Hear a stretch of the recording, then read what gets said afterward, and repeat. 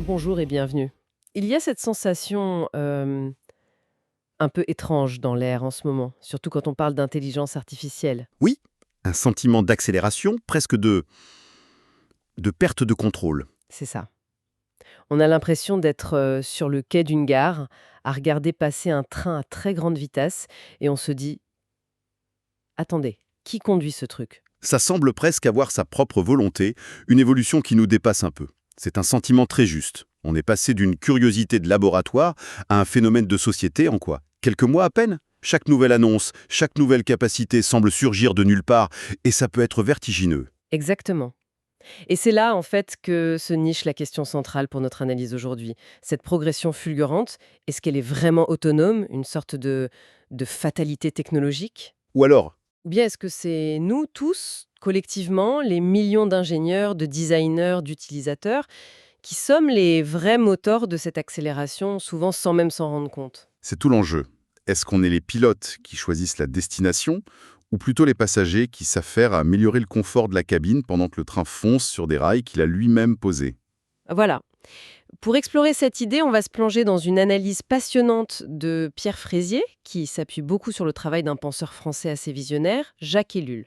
Ah oui, Ellul, notre mission athée. Décortiquer un concept qui est au cœur de leur pensée, celui de l'auto-accroissement de la technique. On va tenter de comprendre comment la technologie, et l'IA en particulier, donnent cette impression de s'engendrer elle-même, nourrie par un effort mondial et diffus. C'est un concept qui, une fois qu'on le saisit, change radicalement la manière dont on perçoit le progrès.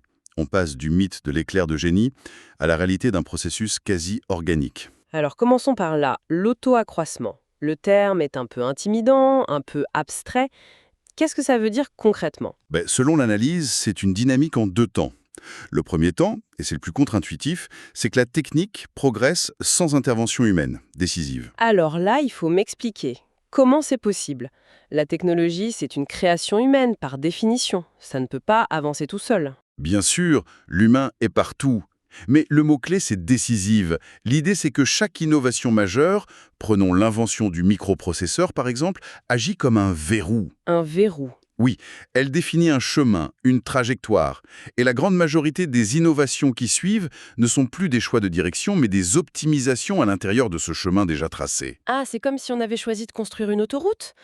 Une fois que le tracé est là, les innovations suivantes, ce sont des voitures plus rapides, un meilleur asphalte, des stations-service plus efficaces. Exactement. Ah, mais on ne remet plus en question le fait de prendre l'autoroute, on reste dans ce paradigme. C'est une excellente analogie. On améliore le véhicule, pas la destination. Ça, c'est le premier temps. D'accord. Et le deuxième? Le deuxième, c'est l'immersion totale de la société. L'environnement technique devient si omniprésent que tout le monde, à son échelle, dans son métier, cherche à améliorer les outils qu'il utilise. Ah oui. L'ingénieur améliore son logiciel, l'artisan sa machine, le médecin son appareil d'imagerie.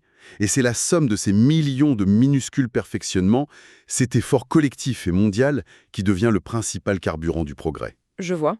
Donc, ce n'est pas une force mystérieuse, c'est l'effet cumulé de nos propres actions, mais de manière si diffuse que personne n'a une vue d'ensemble. C'est ça. Cette idée qu'une technologie trace son propre chemin reste quand même difficile à avaler. On a tous en tête ces grands inventeurs, ces moments eureka qui semblent tout changer. D'accord. La plupart du temps, on adapte, on améliore. La source donne un exemple très parlant. Le moteur. D'accord, allons-y. Le passage du moteur à piston à vapeur au moteur à piston à combustion interne, ça semble être une révolution. Mais si on y regarde de plus près, le principe mécanique de base, un piston qui monte et qui descend pour créer un mouvement rotatif, est resté le même.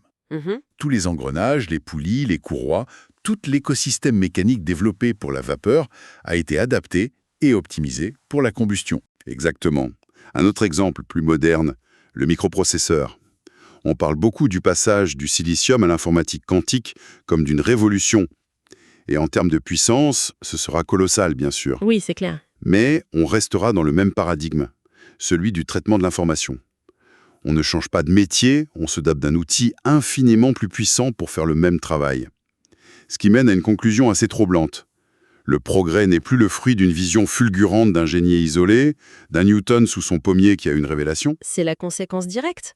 Le progrès devient le résultat d'une longue et patiente accumulation d'innombrables petits perfectionnements, réalisés par des milliers de personnes, souvent anonymes. D'accord. Et ce n'est que lorsque toutes ces petites briques accumulées créent les conditions favorables, que le terrain est prêt, qu'un pas décisif devient possible. Mais ce pas n'arrive jamais de nulle part. Il est le fruit de tout ce travail souterrain. Cette idée d'accumulation anonyme me fait penser à quelque chose d'incroyablement complexe qu'on utilise tous les jours, l'ordinateur. On a du mal à imaginer une seule personne inventer ça de A à Z. C'est un bon exemple de ce processus psychrodie. C'est l'exemple parfait. C'est l'archétype de l'objet technique impossible à concevoir par un seul esprit. C'est littéralement une construction par strates, par couches de savoir empilées les unes sur les autres. L'analyse en dénombre 8 et c'est fascinant de voir comment elle s'emboîte. Alors, déroulons ces couches. Quelle est la toute première, la fondation? La première strate, c'est la physique pure. Il a fallu des physiciens des solides pour comprendre en détail le comportement du silicium au niveau atomique, comment on peut le doper pour qu'il conduise ou non l'électricité. La base de la base. C'est la base de tout. Sans ça, pas de puce, pas d'ordinateur. Et ensuite, La deuxième strate, l'électronique. Sur la base de ce savoir, des ingénieurs conçoivent des composants, comme les transistors, et apprennent à les graver par millions sur une plaque de silicium. On passe de la science à l'ingénierie. d'accord. Puis vient la troisième strate, la logique. On agence ces millions de transistors pour créer ce qu'on appelle des portes logiques. Exactement le point de bascule. C'est là que naît le langage binaire. Un transistor laisse passer le courant, c'est un 1. Il le bloque, c'est un 0. On a transformé un état physique en un symbole, voilà. À partir de là, la quatrième strate est la machine. On assemble ces portes logiques pour fabriquer les briques de l'ordinateur. Microprocesseur, mémoire, unité de calcul. On a le hardware, le corps de la machine. Mais il ne sait pas encore quoi faire. Exactement. Il faut donc la cinquième strate, le langage d'assemblage. Un langage de base très primitif qui permet de donner des ordres directs au microprocesseur. Le dialecte natif de la machine, en quelque sorte. C'est ça. Un dialecte que quasiment personne ne veut parler, j'imagine bien. J'imagine. Précisément. C'est pourquoi on a besoin de la sixième strate, la symbolique. Ce sont les langages de programmation plus évolués, comme C++, Java ou Python. Ils agissent comme des traducteurs. C'est fascinant. Donc, quelqu'un qui apprend à coder aujourd'hui n'a pas besoin d'un diplôme d'ingénieur en électronique. On est en fait en train de se tenir sur les épaules de toutes les couches précédentes. C'est l'idée. Et la septième strate rend ça encore plus accessible. C'est l'interface. Les écrans, les fenêtres, les icônes. La souris. Tout ce qui permet à un non-expert d'interagir intuitivement avec la machine. Et enfin, la huitième strate, le design. Penser l'objet physique, le rendre ergonomique, désirable. D'accord. Tout ce processus, de l'atome de silicium à l'objet lisse et épuré sur un bureau, s'appelle une montée en abstraction. La montée en abstraction, c'est une formule très juste. Chaque couche nous cache la complexité de la couche inférieure. C'est la clé de la diffusion technologique. On peut démarrer une voiture en tournant une clé sans rien connaître à la mécanique. On peut utiliser un smartphone sans savoir la moindre idée de ce qu'est le langage assembleur. La technologie réussit en masquant sa propre complexité. Voilà. Pour être utilisée. Là, ça devient vraiment intéressant parce que ça nous amène à une contradiction apparente.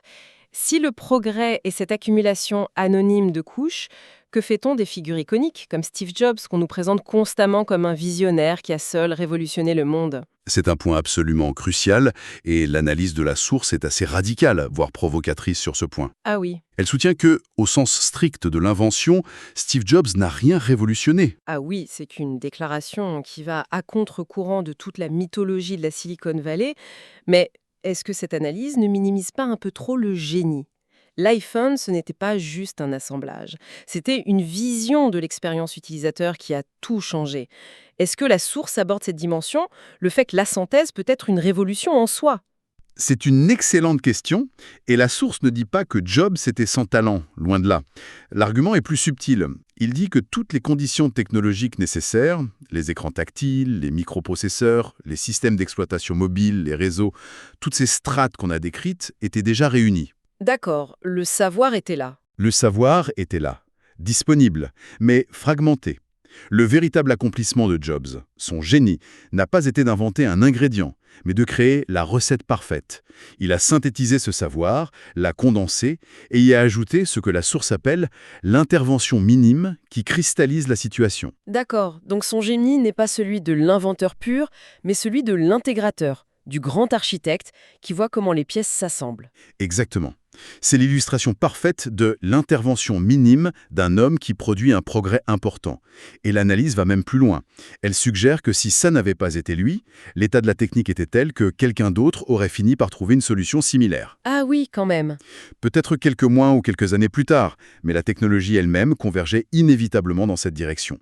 Il a été celui qui a su capter et incarner cette tendance. Cette idée de convergence est puissante. Est-ce qu'on la voit à l'œuvre aujourd'hui avec l'intelligence artificielle?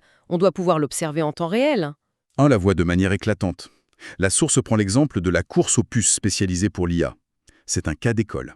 D'accord, on observe ce que Ellul prédisait, des inventions qui apparaissent quasi simultanément dans des endroits différents, comme si elles étaient dans l'air. Par exemple, Google développe sa propre puce, le TPU, le Tensor Processing Unit. Oui, optimisé pour son logiciel TensorFlow. Et presque au même moment, Microsoft développe son système FPGA pour rendre ses puces reconfigurables pour l'IA. Donc, ce n'est pas forcément de l'espionnage industriel, c'est juste inévitable. Comme deux astronomes qui découvrent la même planète en même temps parce que les lois de la physique pointaient dans sa direction. C'est tout à fait ça, c'est une super image. Les problèmes à résoudre sont les mêmes pour tout le monde. Et l'état de l'art technique pointe vers des solutions similaires. Mais la source précise une condition essentielle. Le capital. L'argent. Bien sûr, cette convergence n'arrive que dans les pays et les entreprises qui ont la stabilité et les moyens d'investir des milliards de dollars en R&D. Le capital est une condition non négociable de l'auto-accroissement à ce niveau. Et quelle est la prochaine étape logique pour ces puces?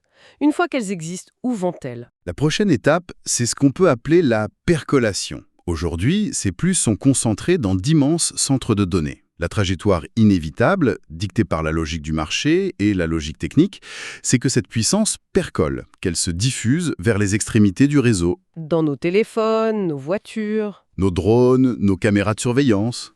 Voilà, la direction est déjà tracée, à rapprocher la puissance de calcul de l'endroit où la donnée est générée. Donc, la technologie s'auto-alimente, elle a sa propre logique, mais pour que tout ça fonctionne, elle a quand même besoin de nous, de cerveau humain. Absolument. Et c'est là qu'on boucle la boucle. C'est l'autre aspect crucial, la rétroaction humaine. La source cite une observation d'Ellul qui date de 1958 et qui est d'une actualité saisissante. Ah oui, Il constatait déjà à l'époque que le nombre de scientifiques et de techniciens dans le monde doublait tous les 10 ans. tous les 10 ans, depuis 1958, c'est une croissance exponentielle, c'est dingue. C'est une véritable vague humaine qui vient nourrir cette vague technologique. C'est énorme. Et aujourd'hui, les chiffres sont encore plus parlants. Rien qu'aux États-Unis, la haute technologie, c'est plus de 12% de tous les emplois. La boucle de rétroaction est donc implacable et très simple. D'accord. Plus on a de technologies complexes, plus on a besoin de techniciens spécialisés pour les faire fonctionner et les améliorer. Logique, c'est une question de maintenance et de développement. Deuxièmement, pour répondre à cette demande, les universités créent des formations, des diplômes, des départements entiers. On forme des armées de spécialistes. Technicien, plus on augmente mécaniquement le nombre de ces minuscules perfectionnements dont on parlait. Chacun, dans son domaine, optimise un algorithme, améliore un processus. Et quatrièmement, j'imagine, toute cette accumulation de micro-améliorations prépare le terrain et accélère l'arrivée du prochain pas décisif. Voilà la boucle. Et maintenant, il faut y ajouter une variable qui change tout, une qui n'existait pas à l'époque d'Ellul. L'intelligence artificielle elle-même. Précisément. Des systèmes d'IA qui vont aider ces centaines de milliers de techniciens à faire de la recherche et du développement plus vite, qui vont analyser des données, simuler des expériences, proposer des designs. On commence à utiliser l'IA pour créer la prochaine génération d'IA. Wow. Donc, la boucle est sur le point de recevoir un coup de turbo. On n'ajoute plus seulement des techniciens humains, on ajoute des assistants techniciens non humains qui travaillent 24 heures sur 24. La vitesse d'accélération pourrait devenir vertigineuse. C'est le mot. La machine aide à construire plus vite la nouvelle version d'elle-même. L'auto-accroissement s'accélère lui-même. Alors, si on essaie de résumer un peu tout ça. L'idée forte, c'est que le progrès technologique est bien moins une série d'éclairs de génie isolés qu'un processus massif, collectif, presque anonyme et auto-renforçant. Oui. La trajectoire de ce progrès est en grande partie façonnée, voire verrouillée par les étapes précédentes. Et dans ce système, le génie humain à la Steve Jobs réside moins dans l'invention pure que dans cette capacité à synthétiser l'existant et à donner l'impulsion finale au bon moment. C'est une excellente synthèse. On passe de l'histoire des grands hommes à l'histoire d'un grand système. Et ça nous laisse avec une question fondamentale pour la réflexion. Oui, si ce processus d'auto-accroissement est si puissant, si collectif et si, disons-le, quasi automatique dans sa direction, quelle est la véritable marge de manœuvre dont on dispose pour orienter consciemment l'avenir de la technologie? Sommes-nous réellement au volant, capables de prendre une sortie d'autoroute si on le décide, ou sommes-nous simplement des passagers très affairés et absorbés par l'amélioration du confort du véhicule, pendant que ce même véhicule construit sa propre route à mesure qu'il avance? C'est la question qui reste ouverte. Et plus la machine accélère, plus cette question devient pressante.